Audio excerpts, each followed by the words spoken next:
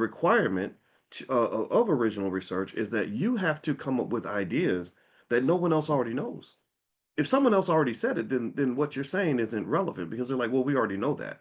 We need you on the frontier pushing the boundary of knowledge. Do you understand the difference there, right? So what that did for me was I took the assignment seriously. I said, okay, so my job here is not to just repeat talking points. It's not to just sit and whine about a problem. It's not to just simply reiterate the same frustration that we've had for a long time.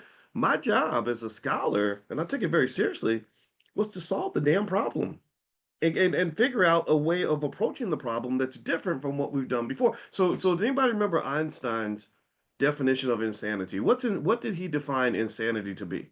Write it in the chat. Some of y'all know. Insanity, according to Einstein, is trying to solve a problem using the same approach you've used over and over and over before.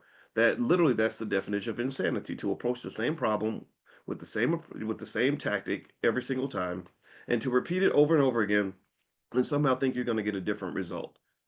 That's just not going to happen here. So um let me play the video again so I can, because I love this lady's video. I said, "Ooh, buddy, she broke it down real nice. I like this," and people resonated with it. So I'm gonna give some context to it so we can really understand what's happening here. All right. So give me a second. I'm gonna pull up this video one more time. Some of you just came in, so let me. So I really want to watch this again because this is deep. I took notes. I've already watched it several times, but look at all these notes I took.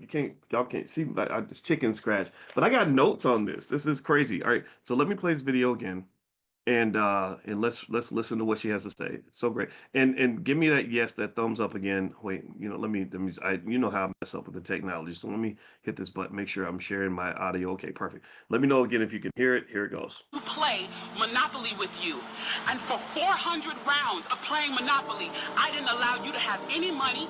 I didn't allow you to have anything on the board. I didn't allow for you to have anything.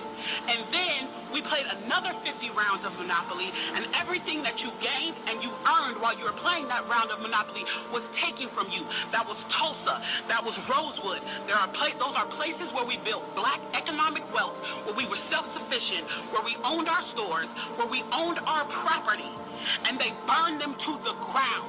Not only do you not get to play, you have to play on the behalf of the person that you're playing against. You have to play and make money and earn wealth for them, and then you have to turn it over to them.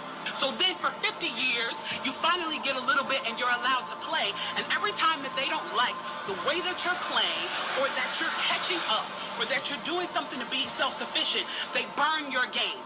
They burn your cards. They burn your Monopoly money.